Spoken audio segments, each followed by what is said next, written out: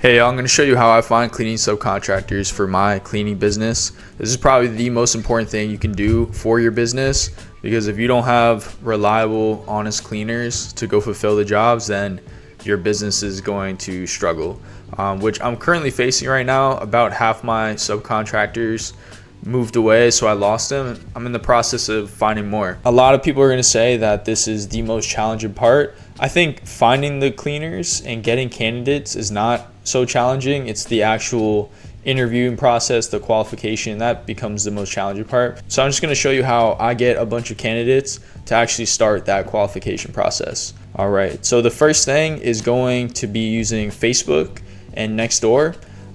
And it's really simple. I'm just going to post this message here in a Facebook group, a local Facebook group, cleaner groups, there's mom groups, any community type of group.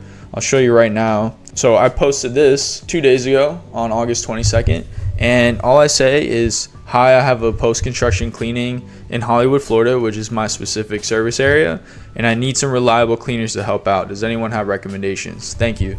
And once I posted that in the cleaning group in South Florida, I have a bunch of people within less than a day giving me their contact info and all that. So all these people I'm going to follow up with DMs and just reaching out through calls. And essentially you can post the same message across multiple different groups. Like I said, other mom groups, they typically have a lot of recommendations and people that you wouldn't necessarily find. And that's what you also want to look for is cleaners that have references. I'll get into that later.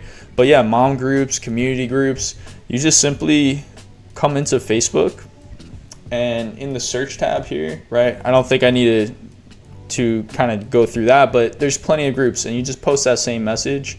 I only posted it in that one message, and as you see, there's about 10 candidates I can go through right there, right? So I would also recommend posting the same message in the Nextdoor app, because that's also another community platform where people are going to give recommendations and that sort of thing. The second way you can do is simply by going to Google and searching up cleaners near me. And this is going to give you a list of cleaning companies in the area.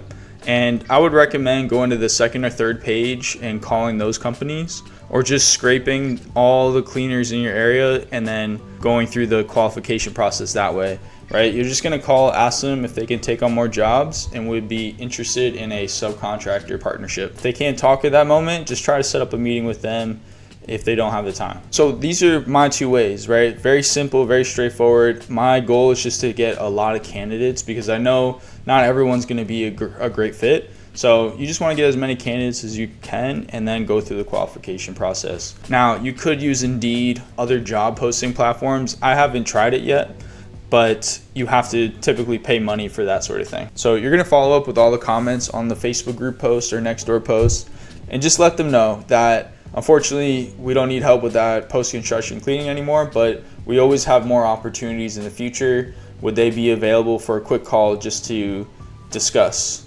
details, right?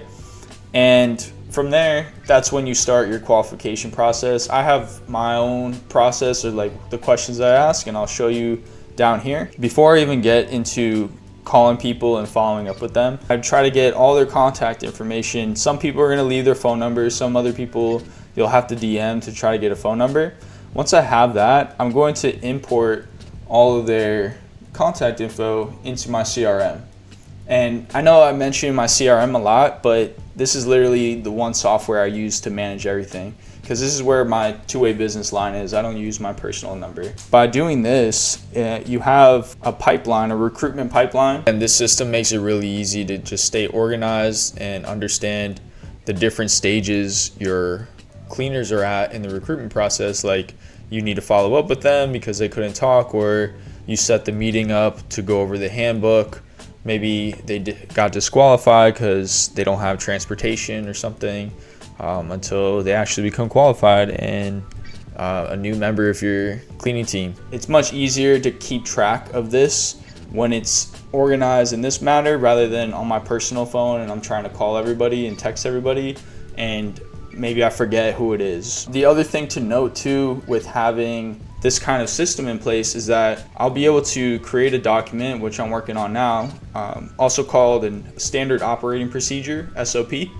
And this way, anybody can come into this position and continue the recruitment process for me. I plan on getting a virtual assistant eventually to come in here and just handle the entire recruiting process for me, from getting new candidates to qualifying them and setting up the meetings for the interview. I say interview because these are subcontractors, not your employees, so you're not actually hiring them. And when I have a system, they'll be able to follow it step by step and it'll be repeatable, right?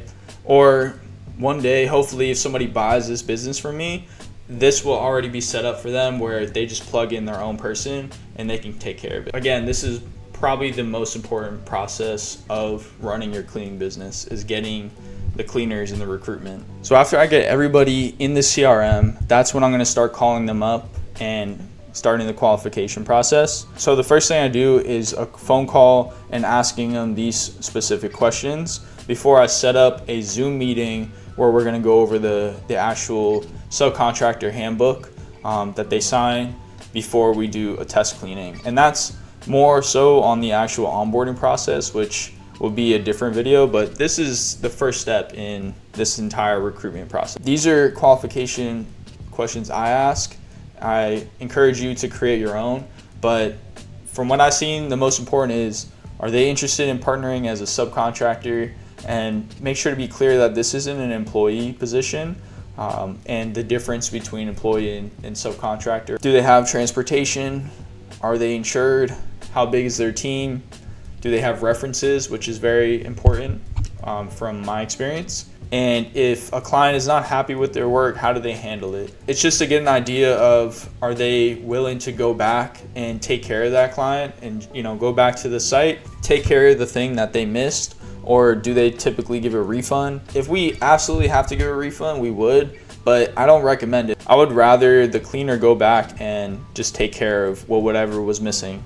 And that's it. That's how I find my cleaning subcontractors. Again, the most challenging part is actually the qualification process. That's going to take effort, but just getting a bunch of candidates to go through is not super difficult. You know, start with Facebook, start with Nextdoor, you got Google. Just simply put yourself out there and you have to ask. A bonus way I would recommend is actually asking your current cleaning subcontractors, if you have any. Just ask them if they recommend anybody, that they know anyone who's interested in doing cleaning, because usually if you already qualified them, they associate themselves with other people of maybe the same quality as what you hope for. So that's another way of looking for cleaning subcontractors. Now, if you're just starting out with your cleaning business, or if you're doing this remotely, I recommend getting at least 2 cleaning subcontractors before you start getting clients. I'm telling you, getting clients is just a matter of making yourself available, and that will come in. The demand is always there, but it's really important to have the contractors in place and that you vetted them at first. That's going to go a long way. So try to find at least 2 if you're just starting.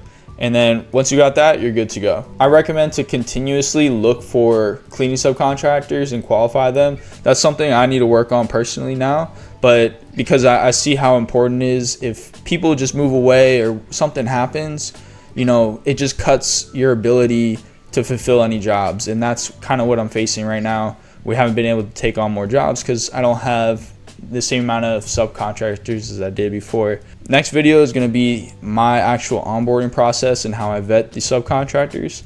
But until then, thanks for watching. Bye.